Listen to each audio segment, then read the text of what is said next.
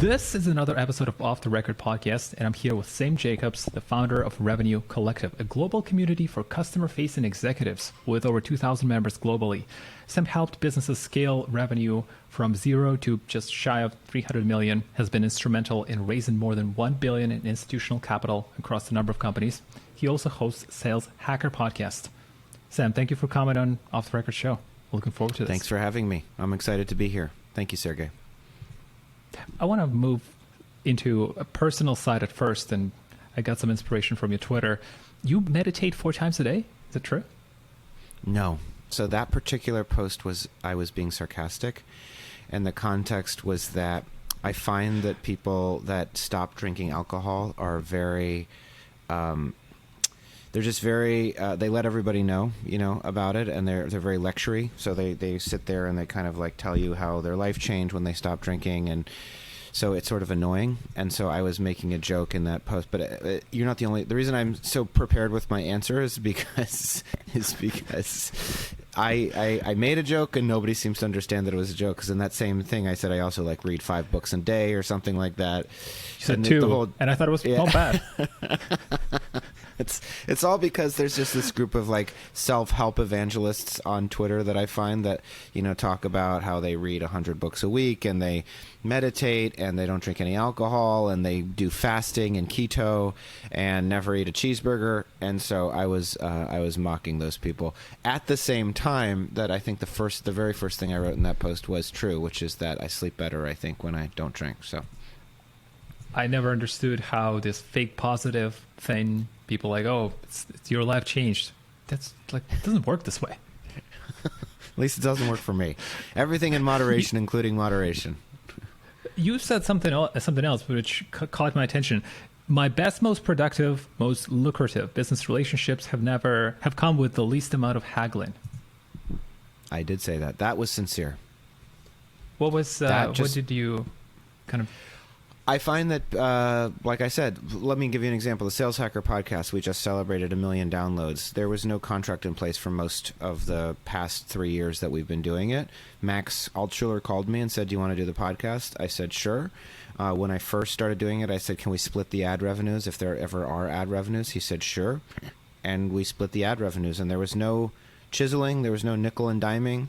When I wanted to do some things, he said, hey, this is a Sales Hacker thing. Don't do it that way. And I said, sure. So that's an example. That's just been my experience that the people that understand value creation don't. I don't think that value is created at the 10th decimal point. I think value is created in the tens and the hundreds, meaning like the big things, the big drivers are the most important things, and the smallest details that sometimes inhibit people from making a decision quickly are rarely that important. So I think that people that understand that and are not chiseling about every term, sometimes you're signing an NDA when, like, if you read it closely, maybe it wasn't mutual. Like, it doesn't matter. Most of the time, it doesn't matter. And my experience is that the people that just say, sounds good, we'll figure it out later, let's shake on it, those have been my best relationships. I've made lots of money from those people, and they've made lots of money from me. Yeah. What makes Sales Hacker Podcast grew so fast? What was it about? There's so many other shows. I think it was just that they had a built-in audience. They already had 100,000 people on their email list, and so they had a website, and they had demand gen people and social media people already working at the company. So when they had a new asset to talk about, which was the podcast, it was just, I don't think it was like my brilliance as a host or anything like that. I think it was the fact that there was a built-in audience, and then I think it was consistency. We've been haven't missed a Tuesday in 3 years, and you just keep doing it, and one day you look up and you've got 1 million people that have downloaded it, which is pretty neat. That's pretty cool. Yes, I can't deny that. I want to talk to you about founders mistake early adopters to the market fit. Why does this happen so often? Well, meaning your point is that founders think they have product market fit based on early adopters, not based on the mass adoption of the broader, ecosystem in which they operate. Yes, and we spoke with you a little bit about that. Yeah, I think that happens because Well, there's a tremendous amount of pressure. That's why. Fundamentally, we're in a world where many companies take a path of raising venture capital that's seeking 10 and 20x returns on their invested capital. The founders themselves believe often that they are, very special human beings that deserve greatness, and oftentimes they're right. So I don't say that to say that they're wrong. And I also feel like they feel deeply competitive. I mean, everybody does in the current capital markets. They feel competitive with all of these other companies. The point of it is that they want to be the companies that are raising $100 million and growing at 3, 4, 5x a year, and so they're looking for it. And oftentimes they spend a lot of time building the product in the first place, which means that they've got a lot of their emotional kind of capital invested in this thing, and they want to start selling it. They want to start feeling like they're at the part of the curve where they don't have to keep building it so aggressively. They can start monetizing it and demonstrating its value.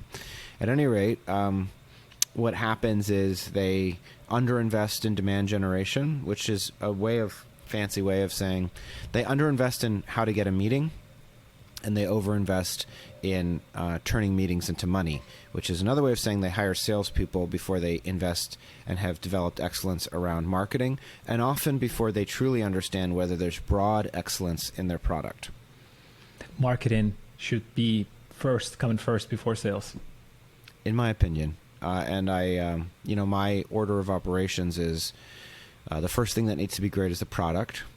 And, you need to be a customer-centric organization, and we can talk about what that means and what it doesn't mean. But they should be your heroes. If you have disdain or contempt for your customers, it's likely a negative indicator on your ability to scale, because you're not going to listen closely enough because you don't respect them. But so the first thing is a love of your customers that finds its way into your product and product development. That translates to low churn, high adoption, and your customers telling their friends who also work in their industry, and as a consequence generating word of mouth. And that translates into the tools that you need to build a great marketing organization, which takes messages either from customers or that you've developed and puts them in front of people to capture their attention and hopefully get them to take some kind of action. Hopefully that's a meeting, right, to learn more. If it's a direct sales effort, if it's a completely product-led growth strategy, it's like do the free trial or do the demo or sign up or create an account, and then from there the sales team can turn meetings into money. But a lot of people think that the sales team creates meetings. Now, I'm not saying that salespeople shouldn't prospect, but I'm just saying that the best way to get a meeting is to have a product people love with an organization, which is the marketing department, that is focused on expanding how many people hear about that product in a unique and interesting way, such that people want to take meetings. Exactly.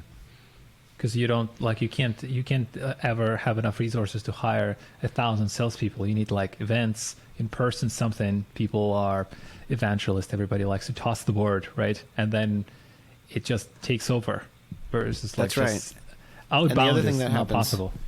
The other thing that happens if you don't do it in that order is that you can get the business to a certain miniature scale in today's capital markets, like that miniature scale, meaning like 2, 3, 4 million in ARR, annual recurring revenue. That's big for many people. I don't consider it to be super big, but the point is that at 90% churn on a $2 million business, yes, you lost 200,000 and you're at 1.8, and you need to find $200,000 to get back to your starting point of 2 million.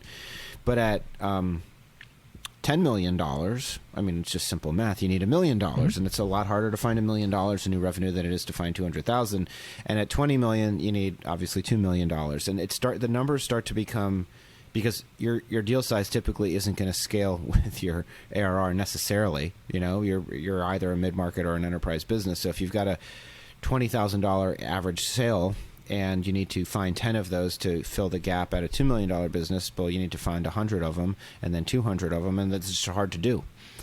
So that's why churn, at that stage of around between, 7, 8, 9, up through 20, like if you've got bad churn dynamics, you'll stop growing potentially. And that's also why I think the biggest indicator of a super successful company is not how quickly they get to 8 million or 2 million, but it's really how quickly do they go from around 8 or 10 to 20.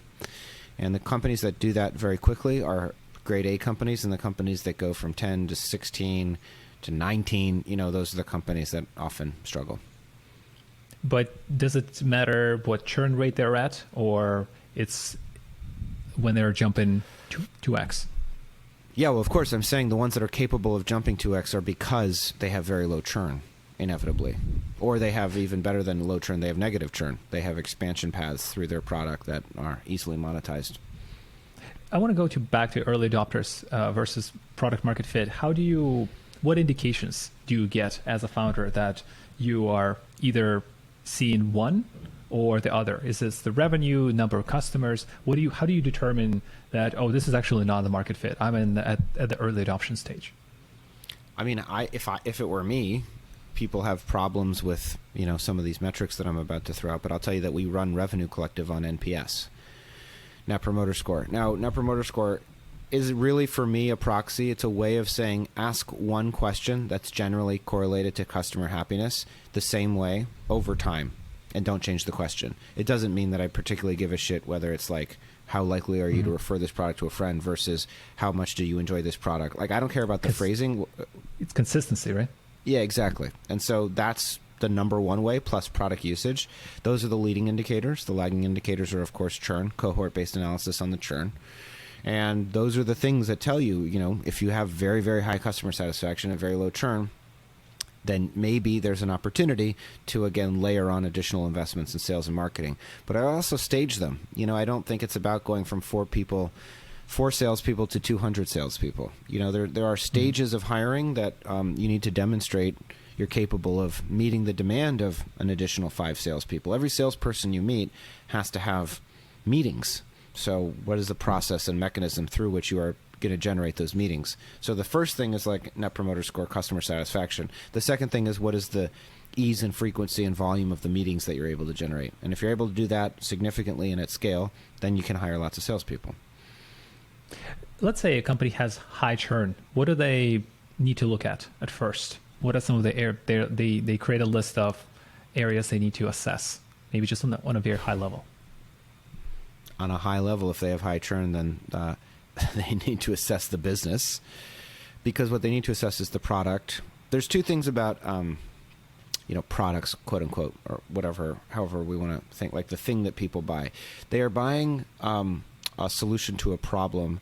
They're buying they're, I guess, buying 2 things. One, the agreement that they have a problem, and 2, that your way of solving the problem is the best, most elegant way. So if you have very high, and so the problem is framed by you, typically, meaning the software company or the vendor, right? So right.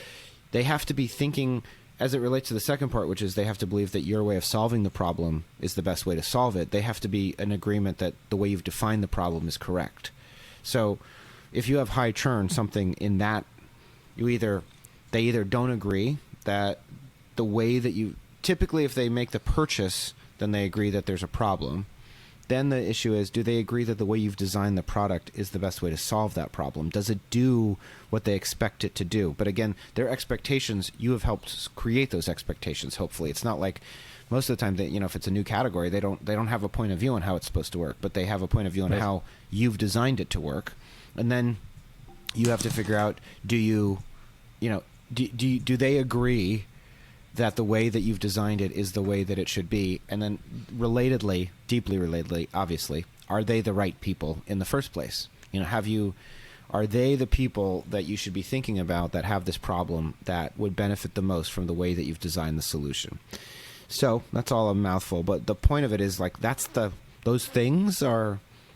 company. Like that's the whole thing. That is the whole thing. So like if you have high churn and you're in a subscription business, then sometimes, again, like you hear people talk about, and it's like hire more member success or customer success. That's true. Pretty common scenario. I've seen a lot of companies, mid-sized SaaS companies here in Canada do that. They get it from 5 people, CS people, to 15, 8. Then they get the CS director or VP of CS, whatever they call them.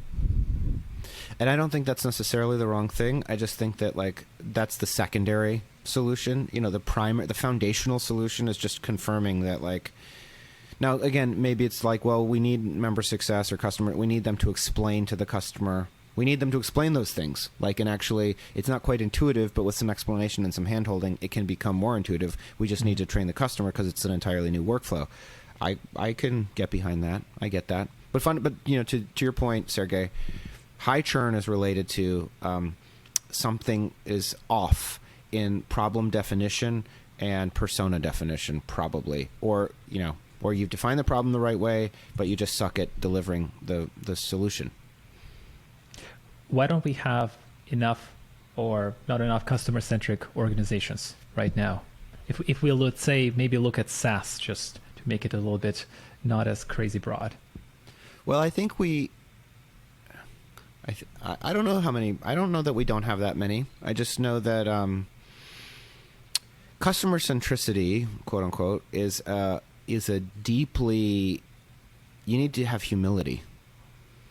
I think that runs counter to the people that want to start and lead companies, to be completely honest. I think that there's a couple different things, but one of them is that the people that gravitate towards like product-driven founders, product-led founders or technical founders. The reason that people saw, this is a broad generalization, and I think actually today it's less true than it was 10 years ago because of how many young people I know whose friends are online and who have built meaningful human relationships with online friends. But the kind of people that gravitate towards writing code alone in a room for long periods of time are probably not the most empathetic people. They're probably not the people that are most interested in other human beings. And so you come up with, because I worked at a company, a B2B software company, and the founder was like, the heroes are the engineers in our company. Our customers don't even understand it. They don't deserve to speak to our CTO. He is one of the world's great, database engineers, and like they don't deserve to be in the same room. They should polish his shoes. And I'm not saying that particular human being can't build a valuable company. He's just making it very hard on himself, because the best way to build a B2B software company, I think too many people have just watched or heard about Steve Jobs, and heard about like stories of Gorilla Glass or like the design. It kind of reminds me a little bit of Steve. Yeah, exactly. Except like that's different. The founder saying like, these people don't know what they want. I will give them what they want. That's true in B2C. But in B2B, that's not true. Like in B2B, but isn't it, Steve? I think there's people that don't understand. I think there's this big misunderstanding about Steve Jobs. He was super hard on his employees, but he really cared about the customers. Like he really, really cared about customers. In 2010, the year before he died, Antennagate of iPhone 4, he came out, he said, we really want to be perfect. And I was surprised because it was June 2010. He got pulled off his vacation. He was already really sick by then. He came back, did a presentation. He talked about, we want to be perfect. And I saw that. And then at the time, I'm like, that's a kind of a great, but it's never going to happen. People are always going to be pissed at anything. There's no perfect product. But then there's the other side of him dealing with other internal people, which is a whole separate thing. But I'm like, I think there's a bit of a, like, I think he was very empathetic towards the customers. Some things he said, hey, you're holding it wrong. Maybe not the best way to do it, but this is his personality. I agree with you. And I'm also not the world's leading Steve Jobs historian. But my point is that what people remember about Steve Jobs, like the soundbite, is that I know better than them, and that I will show them, and they will figure out once I give it to them that I was right and they were wrong. And my point is that that's probably true in the land of consumers, like TikTok, Instagram, these behavioral modes. They were brand new formats, brand new mediums, brand new channels through which we could all engage and interact with each other. And there's no way that we would have a point of view on like what the best way to do it was. You could say, is a photo sharing app worth $1 billion? I don't know, but now it's very clearly worth way more than $1 billion. But people apply those lessons to B2B. My point, and they say, I'm going to build what I want. They don't know. They're wrong about that, and this is how it's going to work. And my experience actually in B2B software is that generally speaking, your customers will tell you what they want, And your job is to, now there's still judgment that's involved in curation, because, you have to separate signal from noise. Is this the mean, or is this an outlier? Are we within one standard deviation of like the general consensus, or is this person just a huge pain in the ass? But nevertheless, broadly speaking, they'll tell you what to build. You just have to be still and listen. And that is an activity that, highly ego-driven people have trouble doing. And so I think that they're not... I mean, again, like I think fundamentally it relates to empathy and a sense of superiority. Like if you just want to be a founder, you just want to be a CEO, and you're like, you know what, I have this thing that should work for waste paper, like waste management companies. And you're like, but they're idiots and they don't know how to do it. Like, if you don't have respect, if you don't have affinity for the people you're selling to, I think you're just less likely to build something valuable.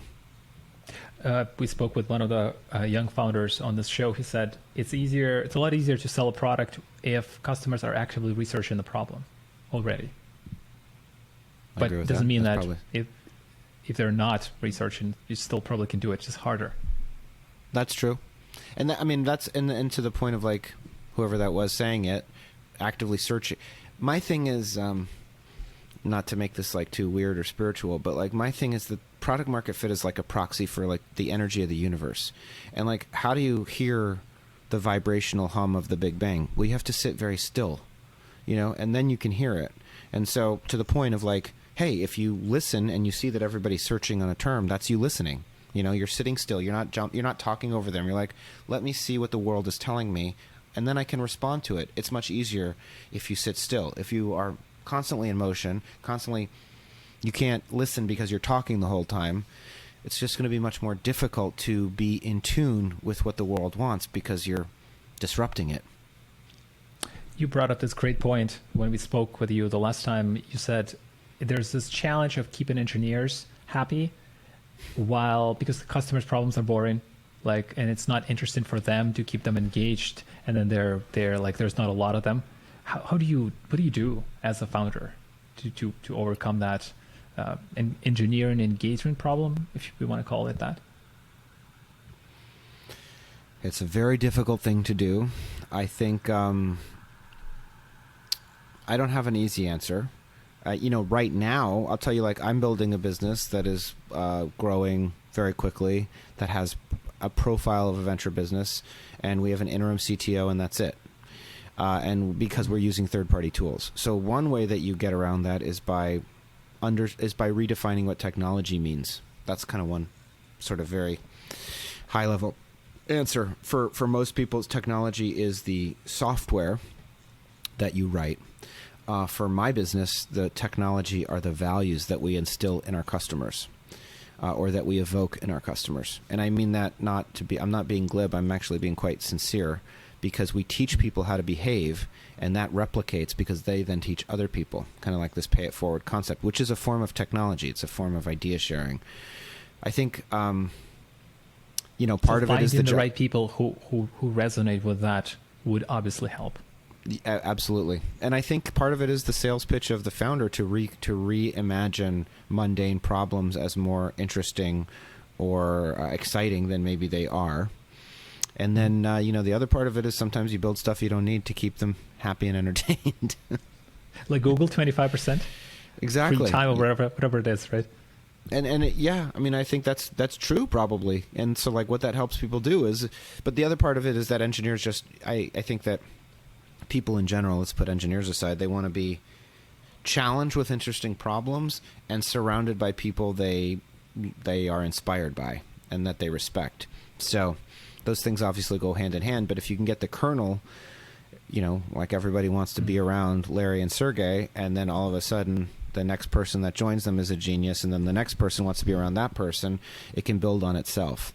I think it was, I don't know if it was Trent Griffin, somebody also on Twitter was saying that it's not that, that like early, these companies like Google, these iconic companies, that they immediately hired all of the best talent, or that they were such geniuses right from the outset. It is that early luck created a center of gravity that attracted more of the smartest people, and then it became a self-replicating machine. And like you needed that initial spark, and that initial spark is the thing that attracted brilliance, and then the brilliance began to beget itself. So you have, let's say you have Apple, then you have Johnny Ive working there, iconic designer. You're like, oh, I really want to work with Johnny Ive, and then I want to work with a team, and then everybody, like the best people, slowly get in. Exactly, and then you're like, I don't know who Johnny Ive's second in command is, but it's like first you want Steve Jobs, then it's Johnny Ive and Tim Cook, and then it's and then it's the next layer, and then pretty soon all of the best people. I mean, there was one time I don't know if they I forget the woman that used to run Burberry, but even when they were Angela Terrence. Exactly, like even the retail people were like some of the best people that anybody's ever heard of. So anyway, they also had a history of getting rid of the ones that were not that good in a couple of months. Well, that's probably also a useful framework.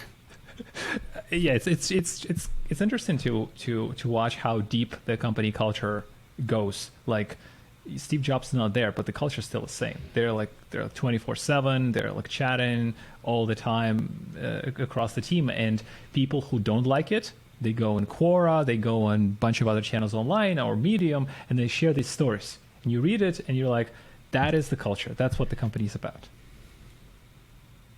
I think, to your point, one of the most amazing cultures is, and also the beauty of like true culture should be, I think, somewhat. It should turn off some people. So there's this big New York Times takedown of Amazon. And how they work you to the bone, and it's this grueling, horrible place. And there was a lot of people that read that. They're like, that sounds like a perfect place for me. And there's a lot of people that, oh yeah, a lot of people gravitate toward a lot of people, because a lot of people are not, a lot of people are also not completely, brainwashed by, like, they understand and how to parse articles and what they read, and they can understand that between the lines there's a different story, and they gravitated towards that story. If you think about I think the culture of Amazon is perhaps the most amazing, because everybody talks about like willingness to accept failure. I just feel like Amazon, just the fact that they created AWS and they have so many different lines of business that really aren't related to e-commerce initially, at least. But Jeff Bezos always talks about how they have it is really an idea creation engine. Like that's what it is. Amazon is not any one thing except for a formula and a process for creating, testing, and then scaling new ideas. I just think that, again, like looking at AWS, probably like the most important.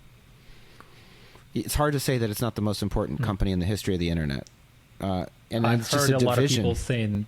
I've heard a lot of people calling Bezos as one of the most genius people, running probably one of the most boring companies in early 2000s, like the most boring company. And it's like it's so true though. Generating the ideas across the board. I mean, I get like I said, Alexa works. It's crazy. It works. Like I just, we're so used to AI just sucking shit.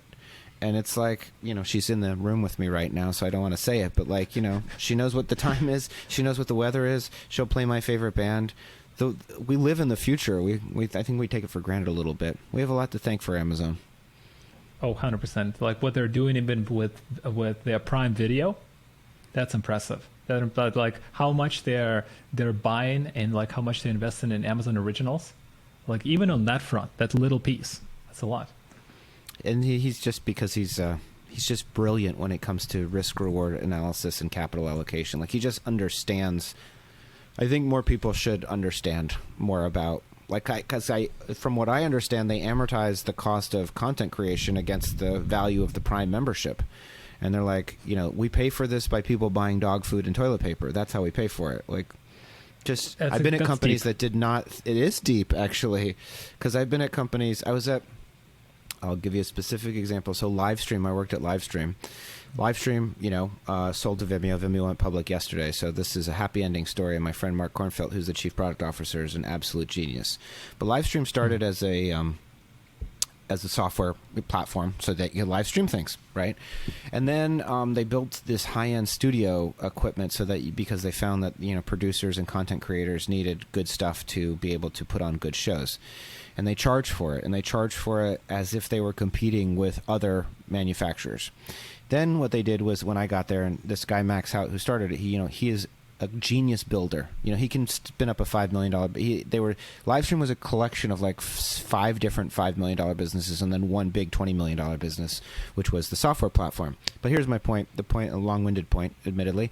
They built this camera called Mevo because the whole concept was like people weren't live streaming because there was too much of a pain in the ass. So if we built like a small little camera you could hold in your hand, more people would live stream, and that would unlock the true value, which is the recurring revenue around the software subscription.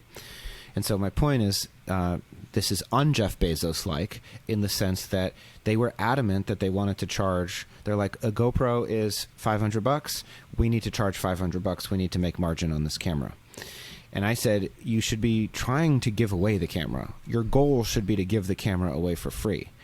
Your goal, I'm not saying you have the balance sheet to do it, but our goal should be to charge as little as possible for it because it is a lead generation mechanism for the software platform. And we should be evaluating it in the context of unit economics, customer acquisition cost, and lifetime value, not as I need to make money on the separate line item, even though the purpose of the line item is not to become a camera company. It is to drive subscriptions for the live streaming platform. So anyway. No, that's a good example. I mean, I think it's kind of what reminds me Google Pixel. Google Pixel, like Google is really good at services, but for some reason somebody at Google said, oh, we absolutely need to make profit on Google Pixel phones and they need to be cost the same as iPhone, but they're not great, and they never took off and they lost a lot of money. Why would they do that? You could absorb it and just subsidize it. They never did. And in contrast, right, Chromebooks are really cheap. And that's exactly, they should be cheap.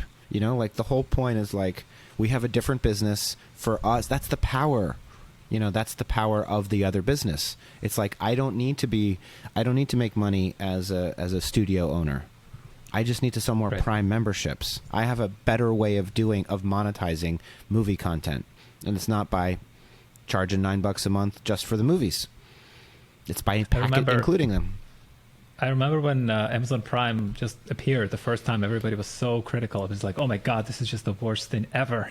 And then everybody gets silent for a year, and then they start slowly rolling in and adding things. And everybody's like, oh my God, Prime, of course.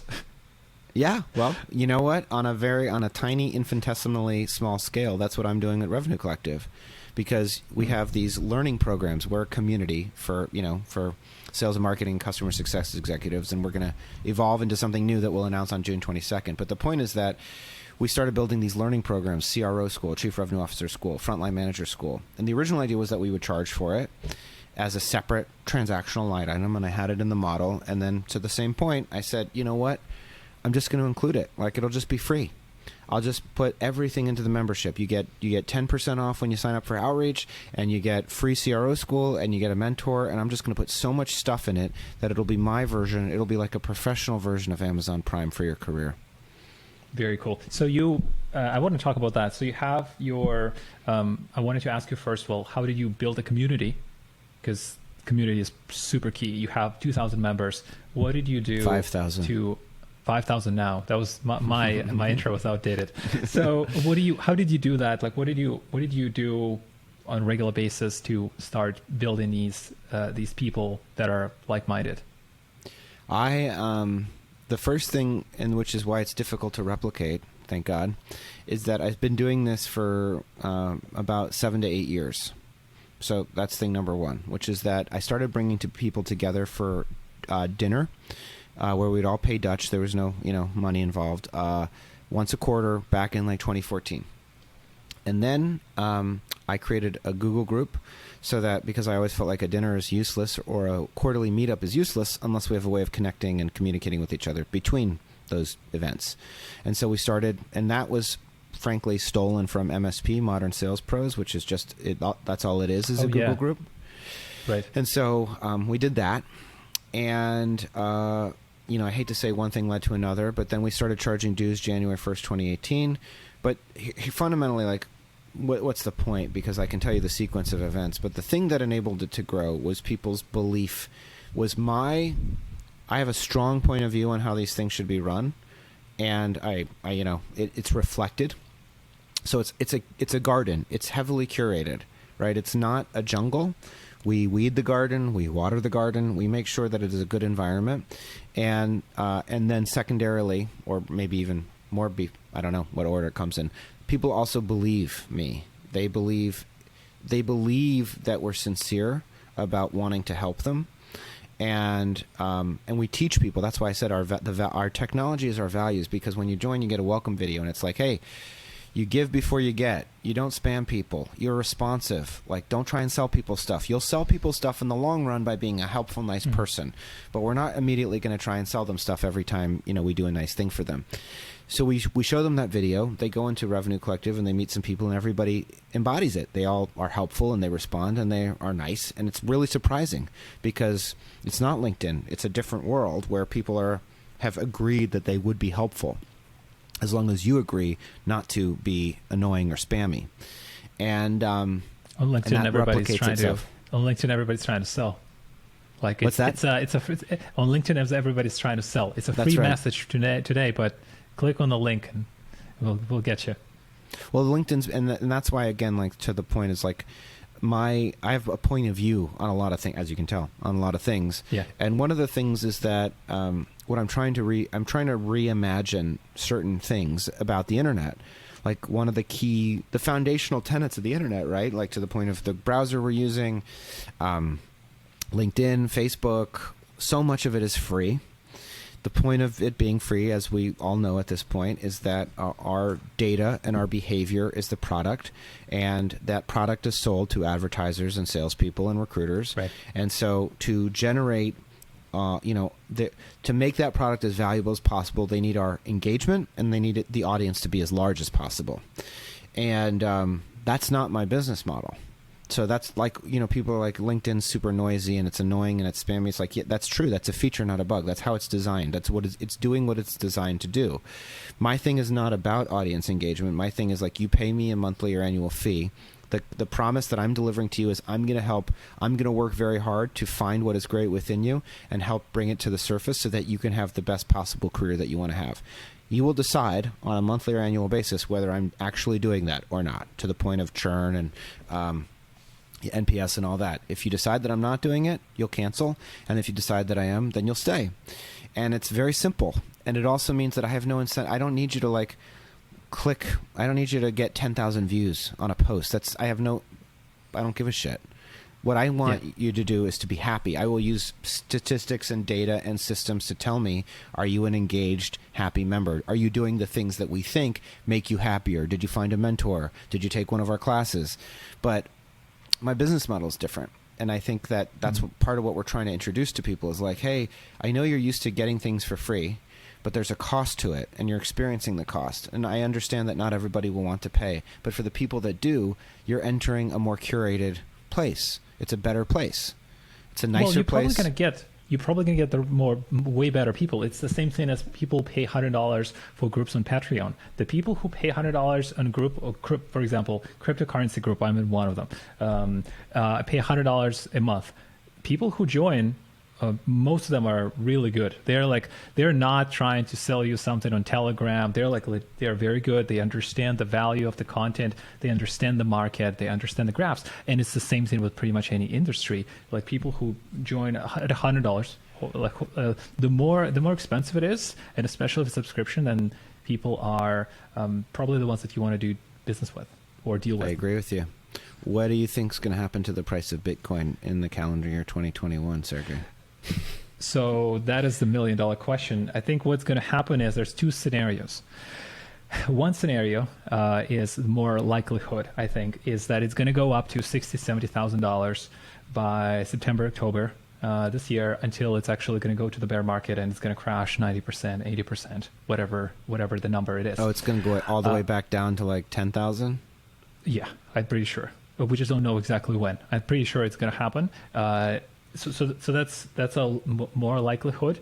That's what's going to happen. We haven't hit the peak of the bull run.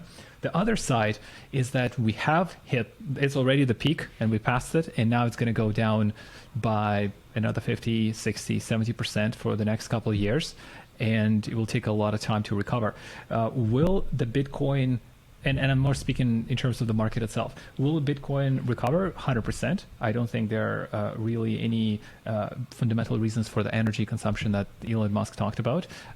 But right now, the question is, are we still in the bull market or not? I think the higher chances we are, but we'll have to see. Well, thank you for that thoughtful answer. I got What some do value from you this. think? What do you think? My perspective is extremely naive and simplistic, and as a consequence, I don't know, but again, like I've made money on simplicity and high level. So generally speaking, what I think is that, I can't eat gold. I can't eat silver. There are massive multi-trillion-dollar, gold's a $10 trillion market or whatever it is. I'm not quite clear why there is no intrinsic value to gold. I mean, maybe it's like if you boil it or melt it and turn it into jewelry. I understand that. But so when I look at crypto, when I look at Bitcoin specifically, I say there's going to be a standard, a commodity standard. It seems to be Bitcoin. As a consequence, I just fundamentally believe that it represents some notion of the future. I want to be long the future. All of the people that are on TikTok and all of the young people these days don't give a shit about gold, and they're going to give a shit about things that represent a more modern world. And I also think that if you look at how you don't have a vaccine yet, like if you look at the functioning of national governments and the breakdown and the fact that they are increasingly unable to respond in real time to global catastrophe or crises, then how do you hedge against that? What's a bet against national order? I would think that it would be Bitcoin. So, I don't know what it does in the near term. I do think that in the medium to long term, it's going to be a more meaningful percentage of the global commodity market, as something that's traded. But that's what I think. I think people that say it doesn't do anything and, I don't understand it. It's well, what do you understand about any of the way that financial markets function? It's you're an expert on what? People always will have opinion about the headlines. Always. You Yeah, read a headline, exactly. Oh my God, this is terrible. They know Bitcoin's nothing. nothing. It doesn't even exist. It's does gold exist? I don't most commodities markets are not oil. We're not using them in the global production of goods, There's just they trade because people all agree to trade them.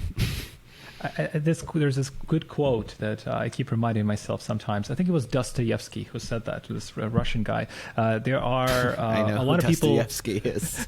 Right. Thank you for that, though. There are a lot of people who will die for the truth, and very few who will spend 5 years digging into what the truth is. Yeah, well, I agree for that. Well, I mean, we're completely off whatever the topic is supposed to be, but I am continually amazed, absolutely amazed at. I say that our species is, we're teenagers, we're young, we're not. I don't believe we've reached true civilization yet, and you can tell because there's no consensus on facts anymore, and the people. I'm just amazed that people that believe things that are just clearly not. It just does, and it's just clear that someone will believe whatever they are told to believe by whomever is the tribe leader in their tribe, and it's wild, because there's in the U.S. we've got anti-vaxxers. I don't understand how why is that the thing? Why were you against wearing a mask? But it's very important to some people, arbitrarily so it seems. It's unbelievably. I think it's super underestimated globally by how much people are influenced by all these groups, by all these Facebook groups, by all these little organizations, more like a smaller organizations, and they believe into things that are completely dumb. They're completely not real, and it's sad also because people are very controlled in that sense because they fall for things that are just, oh my God, how is it possible? I know, that's my point. And so when you zoom out and you're how is it possible that all of these people believe things that are verifiably untrue? You're we're not there yet. I don't know what there is, but like we're not there as a species. There was also one point I wanted to make, just to add on to the Bitcoin, is that at some point there's a very, very high chance that the interest rates are going to rise and the stock market will experience 50, 60, 80, 90% correction. It might happen this year, it might happen next year, but there's a high chance that the interest rate is going to go up because of the inflation. And if that happens, it will drag down Bitcoin. It will drag down the crypto market 100% because they're so connected together. And there's crypto is a smaller market driven by fear and bubbles and 100% speculation primarily. So when that happens, people are going to be in trouble. I agree with you that they're very directly correlated, that they're not inversely correlated, and that people are investing in crypto once they feel like they have enough money to lose, and that's because they felt like they made some money in the stock market. Yeah, exactly. So but it's a bad time for a stock market, in my personal opinion. But we went a little far off. You spoke about it, and that was something that caught my attention. Self-compassion, loving yourself. Tell us about how did you kind of come through this process, because I think that was pretty profound. You spoke about it in an interview last year. Yeah, and I wrote about it on the Revenue Collective blog, and I'm still, I might sound like I have all the answers, and just let me be clear that I don't, and that some days are better than others. But, I guess the fundamental point is that I realized, and it was a realization. It was like it happened in a moment. I was on top of a hotel in Miami, the One Hotel, which used to be the cool spot, and now it's just a little bit run down. But anyway, that's neither here nor there. The point is that I realized that there were two things happening in my mind. One of them was a story I was telling myself that I didn't that things were happening that I didn't understand, and that maybe things were working that I thought weren't working, maybe they were working. So like just a story about my life that was skeptical on top of the true knowledge and intuition and understanding of how the world actually was.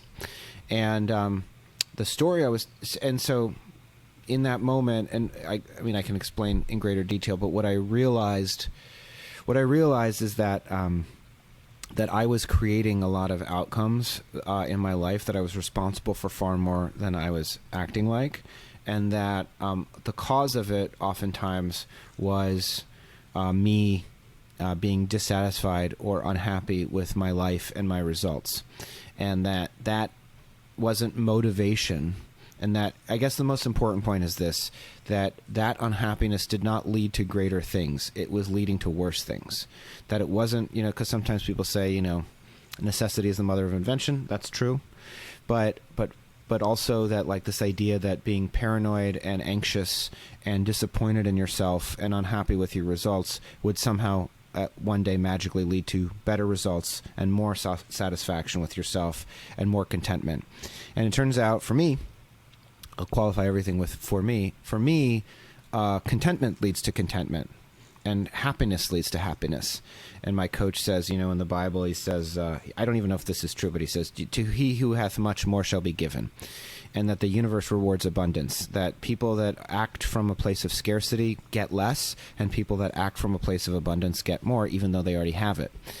And I don't know about the biblical rationale for that, but I can just tell you that that's been my experience, is that love and contentment first with yourself, for me, has led to greater results.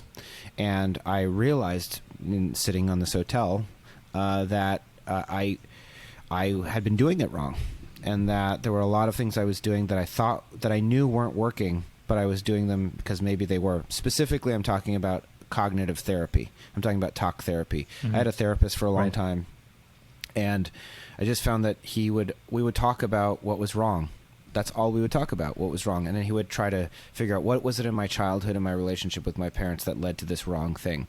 And I would come out of it thinking, pissed off at my parents, pissed off at my family, oftentimes pissed off at my wife, and not any happier.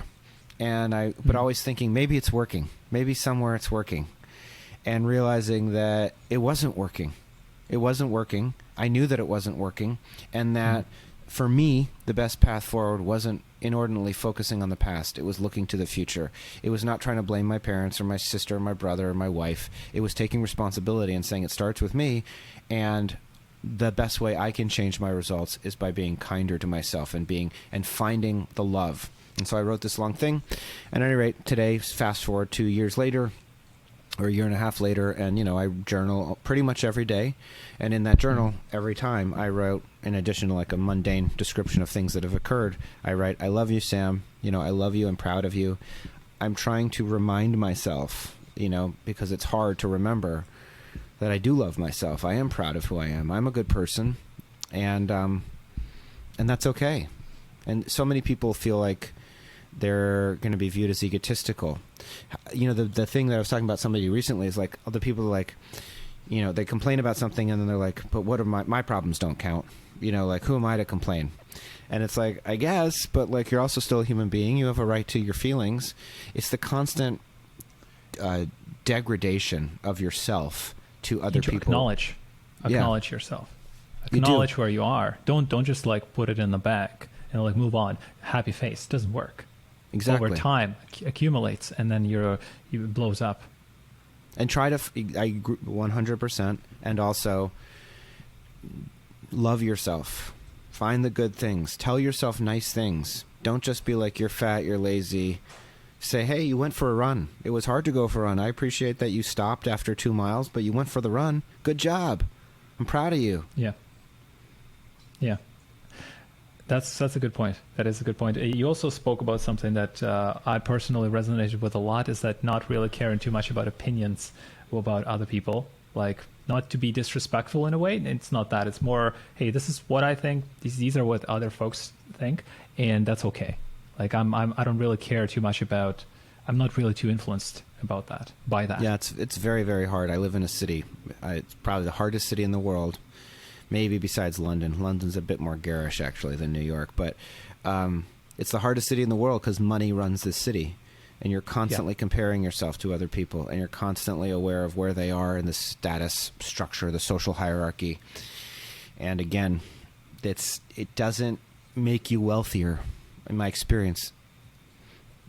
Oh, 100%. I don't think it Being does. extremely jealous, extremely concerned, extremely nervous, extremely worried. The thing that drives wealth creation and happiness creation and abundance creation is your own contentment and satisfaction with where you already are. That's what I've learned. Sam, on this note, thank you so much for being on the show, for sharing all these thoughts. I think we kind of moved a little bit of like sideways. It's more Joe Rogan than a traditional founder interview. Yeah, it's been fun talking to you, Sergey. Thank you so much. This is another Off the Record episode, guys. I hope you enjoyed this one. This is more definitely Joe Rogan style, and we'll be back with another cool person soon. All right.